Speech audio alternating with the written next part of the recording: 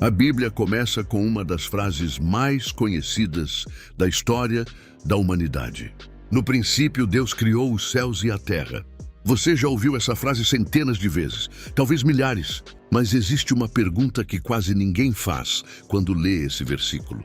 E antes do princípio, quem criou Deus? A Bíblia nunca responde essa pergunta diretamente, em nenhum versículo, em nenhum livro. Mas existe um detalhe no texto hebraico original que a maioria das traduções apagou completamente. Um detalhe gramatical que teólogos, linguistas e arqueólogos têm debatido há mais de um século e que, quando você entende o que ele realmente diz, muda completamente a forma de ler o primeiro versículo da Bíblia. A palavra hebraica traduzida como Deus, no primeiro versículo de Gênesis, é Elohim, e Elohim é plural. Em português, a frase literalmente diz: no princípio, deuses criaram os céus e a terra. Fica até o fim desse vídeo, porque o que você vai ver aqui não é teoria da conspiração. É linguística hebraica documentada. É arqueologia publicada em universidades reais. É um debate que existe dentro da própria teologia acadêmica. E a resposta para de onde veio Deus pode estar escondida na própria gramática do texto mais antigo da Bíblia. Vamos começar pelo fato linguístico, que não tem contestação entre os hebraístas. A palavra Elohim, em hebraico, termina com o sufixo in, e o sufixo in, em hebraico, é a marca do plural masculino. Serafim são os serafins, plural de seraf. Querubim são os querubins, plural de querube. Elohim é o plural de Eloá, ou de El. Isso não é interpretação. Isso é gramática hebraica elementar, documentada em qualquer dicionário de hebraico bíblico, incluindo o Gesênios, a obra de referência mais usada no estudo do hebraico bíblico desde 1813. Wilhelm Gesenius, o maior lexicógrafo da língua hebraica do século XIX, documentou Elohim como plural morfológico ainda na primeira edição do seu dicionário. E a Enciclopédia Britânica, em seu verbete sobre Elohim, publicado e revisado múltiplas vezes, afirma textualmente que Elohim é monoteísta na conotação, embora sua estrutura gramatical pareça politeísta. Monoteísta na conotação, politeísta na estrutura gramatical. Duas afirmações contraditórias, na mesma frase, na mesma publicação. Porque é exatamente isso que o texto apresenta. Uma contradição gramatical que os estudiosos têm tentado resolver por séculos. A explicação mais comum para essa contradição é o que se chama de plural de majestade. A ideia de que, em hebraico, um ser de grandeza extraordinária pode ser referido no plural como forma de indicar sua vastidão. É a mesma ideia por trás da expressão nós real, que monarcas europeus usavam para falar de si mesmos. Nós, o rei, ordenamos. Um único ser se referindo a si mesmo no plural como expressão de autoridade suprema.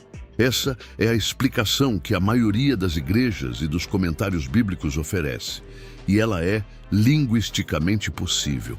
Mas existe um problema. Um estudo publicado na Academia de Estudos Bíblicos e documentado no periódico acadêmico em 2025, assinado por Al Garza, pesquisador certificado em arqueologia bíblica pela Universidade Bar Ilan de Israel, argumenta que a explicação do plural de majestade é anacrônica, ou seja, importada de períodos posteriores para interpretar um texto mais antigo, e que ela não era uma categoria gramatical reconhecida no hebraico bíblico original. Porque no hebraico bíblico, quando você usa um substantivo plural, o verbo que o acompanha normalmente também vai para o plural. Mas em Gênesis 1:1, algo estranho acontece. Elohim, que é plural, aparece com o verbo bara, que está no singular. Deuses criou, não deuses criaram. Essa mistura de plural e singular é chamada pelos hebraístas de construção sintaticamente irregular. E é o coração do debate. Mas em outros versículos, esse alinhamento gramatical se comporta de forma diferente. Gênesis 20:13, por exemplo, usa Elohim com um verbo no plural.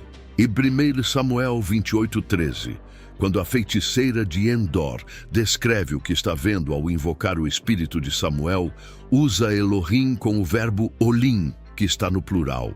Ela viu deuses subindo da terra. O mesmo texto, a mesma palavra, comportamentos gramaticais diferentes em contextos diferentes. E aqui chegamos à parte que a maioria dos documentários sobre esse tema não menciona. Porque a questão de Elohim não existe isolada.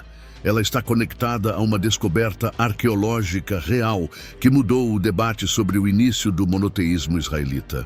Em 1975 e 1976, durante escavações arqueológicas em um sítio no deserto do Sinai, chamado Kuntilet Ajrud, pesquisadores israelenses liderados pelo arqueólogo Zeev Meshel, da Universidade de Tel Aviv, encontraram inscrições em cerâmica datadas do século VIII a.C.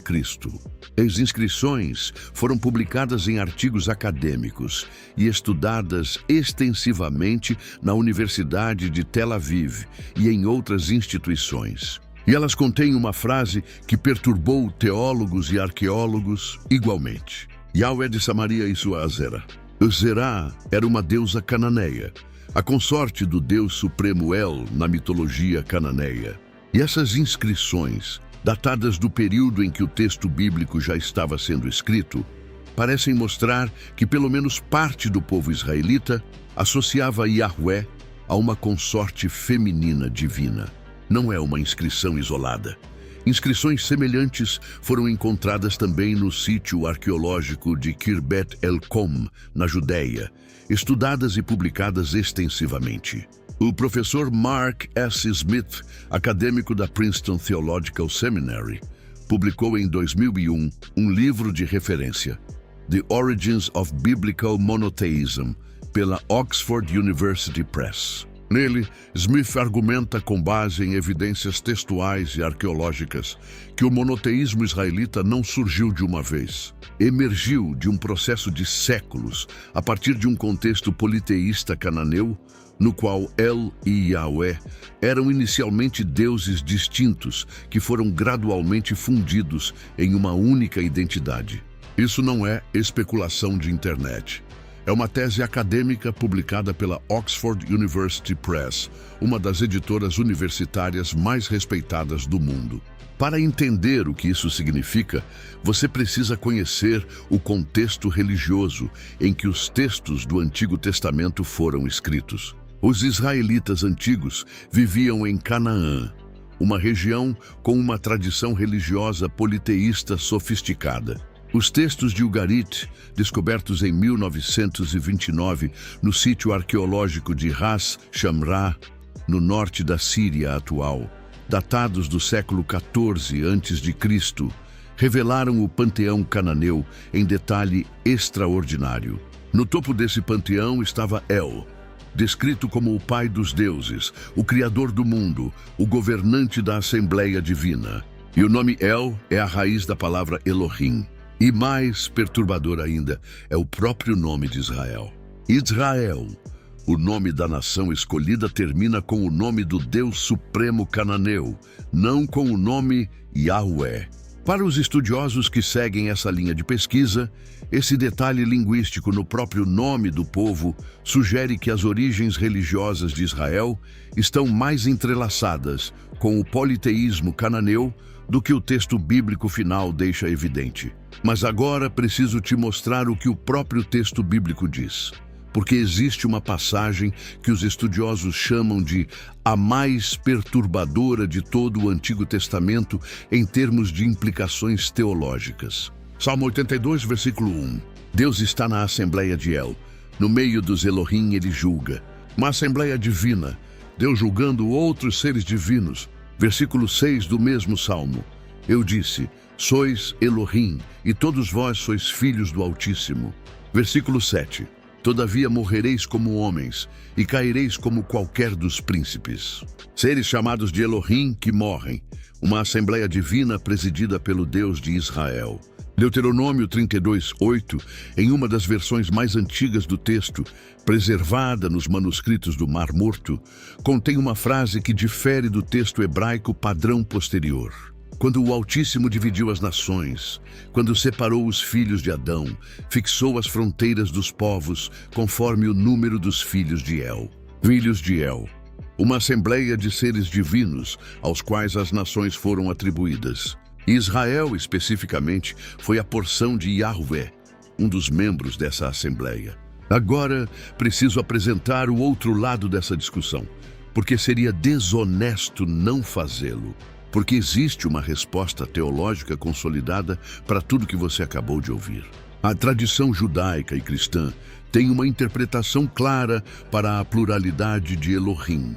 O comentário clássico hebraico, incluindo o Talmud e os rabinos medievais, como Rashi e Maimônides, interpreta Elohim como plural de majestade, expressando a plenitude e a totalidade do ser divino. Não como referência a múltiplos deuses, mas como a linguagem mais poderosa disponível no hebraico para descrever um ser de grandeza incomparável. E a construção sintática de Gênesis 1:1, com Elohim acompanhado do verbo singular bara, é citada pelos defensores do monoteísmo original como evidência de que o texto sempre pretendeu um único Deus. Se fosse de fato uma referência a múltiplos deuses agindo juntos, o verbo deveria estar no plural. O fato de estar no singular é a assinatura gramatical de uma unidade divina intencionalmente preservada. Essa é a posição de teólogos conservadores como Bruce Waltke, da Regent College, autor de A Grammar of Biblical Hebrew, uma das gramáticas de referência mais usadas no estudo acadêmico. E existe ainda uma terceira interpretação, diferente de ambas, que merece ser mencionada. A tradição cristã trinitária usa Elohim como um dos argumentos textuais para a doutrina da Trindade, a ideia de que Deus é uno em essência, mas plural em pessoas. Pai, Filho e Espírito Santo, como a razão pela qual o texto usa um substantivo plural com um verbo singular. Um único ser de natureza plural, criando em unidade. Essa interpretação não é nova. Ela aparece em escritores cristãos já no segundo século e conecta o texto hebraico diretamente com João 1:1. No princípio era o Verbo, e o Verbo estava com Deus, e o Verbo era Deus. Dois princípios, duas afirmações sobre o início de tudo, uma em hebraico, uma em grego, cada uma carregando uma complexidade que a tradução para outras línguas frequentemente apaga. Então, onde isso nos deixa com a pergunta original? De onde veio Deus? A Bíblia não responde essa pergunta, e não responde de forma deliberada. O texto hebraico começa com Bereshit, que significa no princípio, e Deus já existe antes do princípio. O texto não diz quando Deus surgiu, não diz como Deus surgiu, não diz se Deus teve uma origem. A ausência de uma resposta não é um esquecimento. É uma afirmação teológica, a de que o ser que criou o tempo não está sujeito ao tempo e, portanto, não tem origem dentro do tempo. Tomás de Aquino, no século XIII, argumentou que perguntar de onde veio Deus é uma pergunta mal formulada. É como perguntar qual é o número maior que o infinito. A categoria não se aplica ao conceito. Mas essa resposta só funciona dentro de um referencial específico, o do monoteísmo teísta. Para os estudiosos que argumentam que o monoteísmo israelita foi uma construção histórica gradual, a pergunta de onde veio Deus tem uma resposta diferente. Yahvé, o Deus de Israel, emergiu de um contexto politeísta, absorveu atributos de El, o Deus supremo cananeu, e foi progressivamente elevado a uma posição de exclusividade pelos escribas, sacerdotes e profetas dos séculos 8 ao 5 a.C. O monoteísmo não teria sido o ponto de partida, teria sido o destino, uma conclusão teológica, não uma premissa. E o debate entre essas duas posições é um dos mais ativos dentro da academia bíblica. John Day, professor de Antigo Testamento na Universidade de Oxford, publicou em 2000 o livro Yahweh and the Gods and Goddesses of Canaan, pela Sheffield Academic Press. Day argumenta que há evidências textuais e arqueológicas claras de que os israelitas antigos compartilhavam muitos elementos da religião cananeia, incluindo a veneração de Aserá, e que o monoteísmo estrito de Yahweh emergiu em um processo histórico de séculos. Do outro lado, Ephraim Stern, professor de arqueologia da Universidade Hebraica de Jerusalém, publicou argumentos contrários, também na Biblical Archaeology Review, mostrando evidências de que o monoteísmo israelita pode ter raízes muito mais antigas do que os críticos propõem. Esse debate está longe de ser resolvido, e qualquer pessoa que te disser que sabe a resposta final não está sendo honesta com o estado real da pesquisa. Mas existe uma última camada nessa história, que é a mais perturbadora de todas. Se você aceitar a perspectiva dos estudiosos que veem o monoteísmo como uma evolução histórica, então Elohim, no início de Gênesis, pode ser um eco de um tempo mais antigo. Uma palavra que sobreviveu na língua, mesmo depois que a teologia que ela expressava havia sido reinterpretada e reformulada. Como um fóssil linguístico, a marca de um estágio anterior da religião israelita, preservada no próprio texto sagrado, que depois afirmaria o monoteísmo absoluto. E se você aceitar a perspectiva monoteísta tradicional, então Elohim é a primeira e mais ousada afirmação sobre a natureza de Deus na história da humanidade. Um ser de tal grandeza que a língua humana precisou usar seu maior plural disponível para apenas começar a descrevê-lo. E a pergunta de onde ele veio é respondida pelo próprio silêncio do texto. Ele não veio de lugar nenhum, porque lugar nenhum existia antes dele.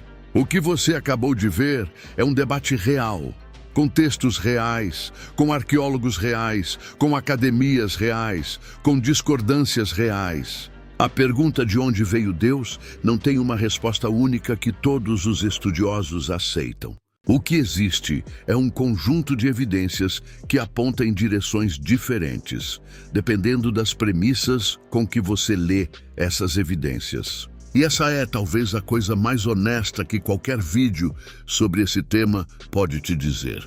As fontes usadas nesse vídeo, incluindo a Enciclopédia Britânica, o lexicógrafo Gesenius, o professor Mark S. Smith, da Oxford, o professor John Day, de Oxford, os artigos sobre Contilet Ajrud e o estudo publicado na Academia sobre Elohim em 2025 estão todos linkados na descrição desse vídeo, para que você possa ler, verificar e chegar às suas próprias conclusões. Comenta aqui embaixo.